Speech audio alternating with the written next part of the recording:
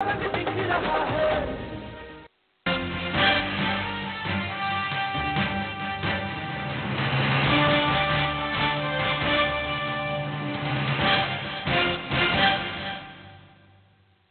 के बाद अब बात छत्तीसगढ़ की। विधानसभा का मानसून सत्र कल से शुरू हो रहा है। इसके चलते मंत्रालय के आला अधिकारी आज सत्र की तैयारियों में व्यस्त नजर आए। सीएम डॉक्टर रमन सिंह ने विधानसभा सत्र की तैयारियों के मद्देनजर अपने निवास पर ऊर्जा और खनिज विभाग के अधिकारियों की बैठक ली और दोनों विभाग के अधिकारियों से विधानसभा में लगे प्रश्नों पर ब्रीफिंग ली। इस तरह हर विभाग के मंत्री और सचिव अपने अपने विभाग के प्रश्नों और ध्यानाकर्षण की तैयारियों में व्यस्त नजर आए।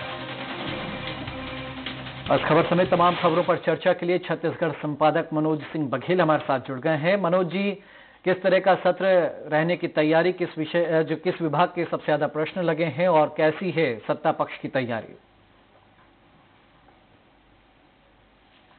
देखिए, सत्ता पक्ष ने इस संबंध में तैयारी काफी दिनों से शुरू कर रखी थी और जिस तरह से काफी हैपनिंग वाला समय रहा है, बीच का बजट सत्र के बाद का जो समय रहा है काफी हैपनिंग वाला समय रहा है। इसमें जो विधानसभा से जानकारी मिली है उसके मुताबिक 1200 से ज्यादा प्रश्न जो है प्रश्नकाल के तहत लगाए गए हैं। इसके अलावा ध्यानाकर्षण की भी 100 से ज्यादा सूचनाएं दी गई हैं। शून्यकाल में 19 मामले उठाए जाने की सूचना है। तो इस तरह से काफी प्रश्न जो है वो विधानसभा के सत्र के दौरान आएंगे। हालांकि कुल इस दौरान 8 बैठकें ही होनी है। 1 अगस्त से 11 अगस्त तक ये सत्र चलेगा और जिस तरह से विपक्ष ने आक्रामक रणनीति अपनाई है उसके तहत सत्ता पक्ष के जो मंत्री हैं उन्होंने भी जो है काउंटर अटैक करने के लिए पूरी तैयारी कर रखी है। और इसी के मद्देनजर आज मंत्रालय में माहौल दूसरे दिनों की तुलना में बदला नजर आया। जितने अधिकारी, आला अधिकारी थे, सभी जो है विधानसभा की तैयारियों में मशगूल नजर आए। खासतौर पर मुख्यमंत्री डॉक्टर रमन सिंह ने आज जो है ऊर्जा और खनिज विभाग के अधिकारियों को अपने निवास पर बुलाया था और इन अधिकारियों से इन विभागों के जो प्रश्न लगे हैं उससे संबंधित ब्रीफिंग ली। उन्होंने ऊर्जा विभाग के तमाम जो मामले हैं जो विधानसभा में उठाए जाने वाले हैं, बिजली बिल का मुद्दा हो, किसानों को दी जाने वाली बिजली की बात हो, गैर परंपरागत ऊर्जा स्रोत के क्षेत्र में जो काम चल रहे हैं उससे संबंधित जो प्रश्न है, इसके अलावा खनिज विभाग से संबंधित जो प्रश्न विधानसभा में लगाए गए हैं उन सभी सवालों के बारे में जो है क्या उत्तर देना विधानसभा में, ये सभी ब्रीफिंग उन्होंने अधिकारियों से ली। इसी तरह से दूसरे मंत्री जो है वो भी अपने अपने विभागों से संबंधित प्रश्नों की तैयारी करते आज नजर आए। चलिए आगे बढ़ते हैं। मुख्यमंत्री रमन सिंह से हमर छत्तीसगढ़ योजना के तहत अध्ययन भ्रमण पर आए बालोद, बेमेतरा और दुर्ग जिले के पंच सरपंचों ने सौजन्य मुलाकात की। मुख्यमंत्री ने उन्हें संबोधित करते हुए कहा कि जनप्रतिनिधियों को नया रायपुर समेत विभिन्न विकास कार्यों को देखने मिलता है, साथ ही राज्य शासन की प्रमुख योजनाओं को करीब से समझने को भी मिलता है। उन्होंने कहा कि शासन की प्रमुख योजनाओं को समझकर सभी पंच सरपंच अपने क्षेत्रों में जाकर आम जनता को इसकी जानकारी दें और उसका लाभ उठाएं। मनोज जी, कैसा रहा पंच सरपंचों का ये दौरा, किस तरह की चर्चा हुई? देखिए, ये एक काफी महत्वपूर्ण योजना है सुशासन की दृष्टि से, हमर छत्तीसगढ़ योजना। इसके तहत जो है अलग अलग जिला मुख्यालयों से पंच सरपंचों को रायपुर और नया रायपुर लाया जाता है। कुछ दिन का उनका टूर प्रोग्राम रहता है जिसको अध्ययन यात्रा का नाम दिया जाता है और मकसद यही है कि जो पंच सरपंच हैं उनको ये जानकारी देना कि किस तरह से उनके लिए शासन जो है वो योजनाएं बनाता है, ये तमाम बातों की जानकारी देना। उसके तहत उनको यहाँ पर निःशुल्क यात्रा कराई जाती है। उनको 3 से 4 दिन का यहाँ पर जो है अध्ययन कराया जाता है कि किस किस तरह मंत्रालय में काम होता है। विधानसभा उनको घुमाया जाता है, नया रायपुर में जो डेवलपमेंट के काम हो रहे हैं वो सब दिखाया जाता है और एक पूरा कॉन्सेप्ट उनको समझाया जाता है कि किस तरह से छत्तीसगढ़ को आगे बढ़ाना है और इसमें एक जनप्रतिनिधि होने के नाते पंच सरपंचों की कितनी भूमिका है, ये तमाम बातें समझाई जाती है और तमाम मंत्रियों और सचिवों से वो मुलाकात करते हैं। तो इसी तारतम्य में मुख्यमंत्री डॉक्टर रमन सिंह से बालोद, बेमेतरा और दुर्ग, जो कि अविभाजित दुर्ग जिले के हिस्से थे, इन तीनों जिलों के पंच सरपंचों ने जो वहां के स्थानीय मंत्री हैं, सहकारिता मंत्री दयाल दास बघेल, उनके नेतृत्व में मुलाकात की और पंच सरपंचों को मुख्यमंत्री ने संबोधित किया और बताया कि जो अभी राष्ट्रपति बने हैं रामनाथ कोविंद, वो जब बिहार के राज्यपाल थे तब वो यहाँ पर आए थे और उन्होंने हमर छत्तीसगढ़ योजना के बारे में जानकारी ली थी और इसकी काफी प्रशंसा की थी। तो उन्होंने पंच सरपंचों से आह्वान किया कि वो स्वच्छ भारत अभियान के हिस्सा बने, अपने गांव को स्वच्छ रखें और जो भी शासन जो है नीचे स्तर पर योजनाएं बनाता है उन योजनाओं का सही तरीके से क्रियान्वयन हो, जिससे छत्तीसगढ़ लगातार जो है विकास के रास्ते तय करता रहे। ठीक है, आगे बढ़ते हैं। सूरजपुर जिले के दूरस्थ गांव कोल्हा और आसपास के गांवों में मलेरिया से 7 लोगों की मौत के बाद स्वास्थ्य महकमे में हड़कंप मचा हुआ है। 7 मौतों की खबर के बाद राज्य सरकार के स्वास्थ्य महकमे ने पूरी ताकत इस इलाके में झोंक दी है। स्वास्थ्य विभाग की ओर से इन गांवों में कैंप लगाया गया, जिसमें जांच में ये बात सामने आई है कि 150 से ज्यादा लोग मलेरिया से पीड़ित हैं। मामले की गंभीरता को देखते हुए स्वास्थ्य सचिव सुब्रत साहू और आयुक्त आर प्रसन्ना ने प्रभावित गांवों का दौरा किया और पीड़ितों के इलाज के निर्देश दिए हैं। मनोज जी, मलेरिया से मौत गंभीर मामला लग रहा है, ऐसे में आगे के लिए क्या एहतियात स्वास्थ्य विभाग की ओर से?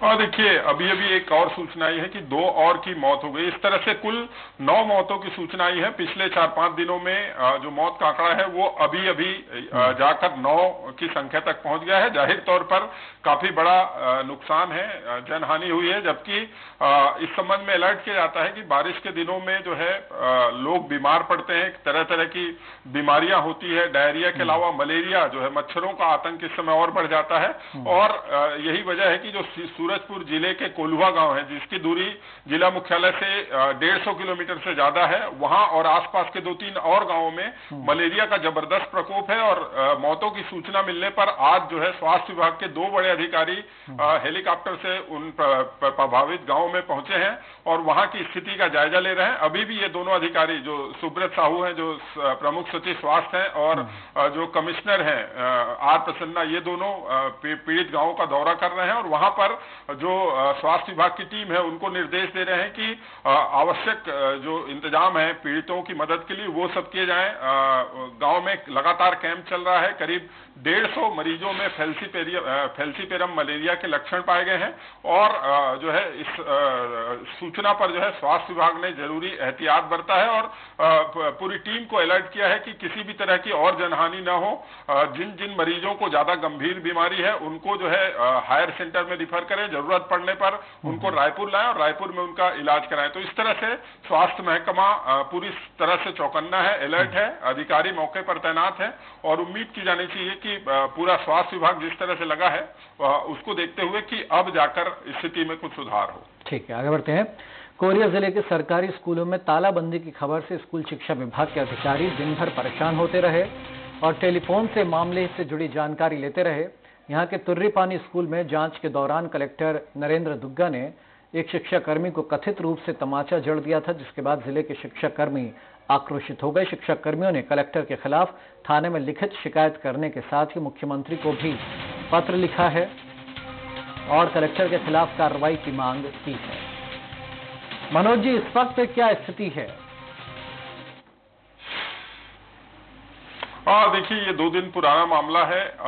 जब कथित तौर पर कलेक्टर ने, जब वो वहां पर जांच के दौरान गए तो वहां पर स्कूल में गंदगी पाई और शिक्षक गैर हाजिर रहे। इस बात से नाराज होकर उन्होंने वहां पर एक शिक्षक को तमाचा जड़ दिया था और उसके बाद इस पे काफी बवाल हुआ था। और अभी अभी जो सूचना मिली है कि शासन की पहल के बाद जो है शिक्षा कर्मियों ने अपना तालाबंदी का जो ऐलान किया था, हालांकि आज दिन भर तालाबंदी किए रहे और सरकारी स्कूलों में पढ़ाई लिखाई पूरी तरह ठप रही, लेकिन अभी अभी सूचना मिली है कि जो प्रशासन है और शिक्षा कर्मियों के बीच समझौता हो गया है और अधिकारियों ने आश्वासन दिया है कि भविष्य में शिक्षा कर्मियों के साथ सम्मानजनक व्यवहार किया जाएगा। और इस आश्वासन के बाद जो अनिश्चितकालीन तालाबंदी की उन्होंने सूचना दी थी, उस सूचना को उन्होंने वापस ले लिया है और कल से एक बार फिर सभी सरकारी स्कूल पहले की तरह खुलेंगे और बच्चों की पढ़ाई लिखाई हो सकेगी। जी, चलिए आगे बढ़ते हैं। ग्रामोद्योग मंत्री पुन्नूलाल मोहले ने आज ग्रामोद्योग विभाग के अधिकारियों की राज्य स्तरीय बैठक लेकर विभागीय कामकाज की समीक्षा की। बैठक में ग्रामोद्योग विभाग के सचिव और संचालक समेत ग्रामोद्योग से संबंधित सभी घटकों जैसे रेशम, हथकरघा, हस्तशिल्प, माटी कला और खादी और ग्रामोद्योग बोर्ड के अधिकारी इसमें मौजूद रहे। मनोज जी, समीक्षा बैठक में और क्या जानकारियां हासिल हुई?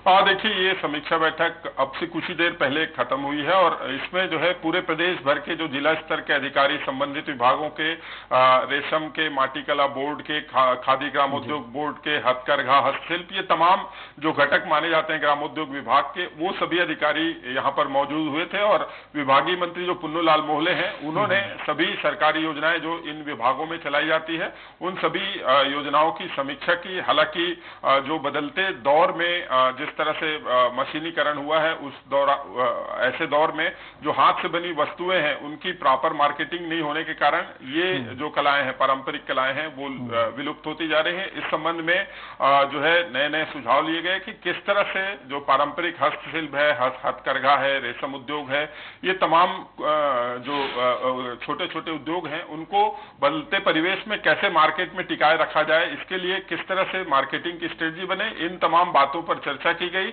और जो है मार्केटिंग के लिए सरकार की ओर से और भी व्यवस्थाएं, बेहतर व्यवस्थाएं किए जाने के निर्देश जो है वो मंत्री ने दिए। इसके अलावा जितनी योजनाएं चल रही है उसमें लक्ष्य के अनुरूप कितना काम हुआ है, कहां पर कमी रह गई है, इन तमाम बातों की जानकारी इस बैठक में ली गई। चलिए, बहुत शुक्रिया मनोज जी इस तमाम बातचीत के लिए। तो मंत्रालय एक्सप्रेस में इतना ही। आप देखते रहिए स्वराज एक्सप्रेस।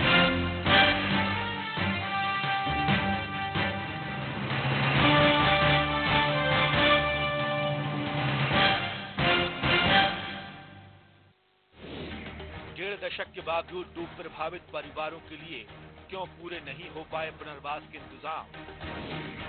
क्या अफसरों की लापरवाही के चलते करीब 9,000 परिवारों की बड़ी मुश्किलें?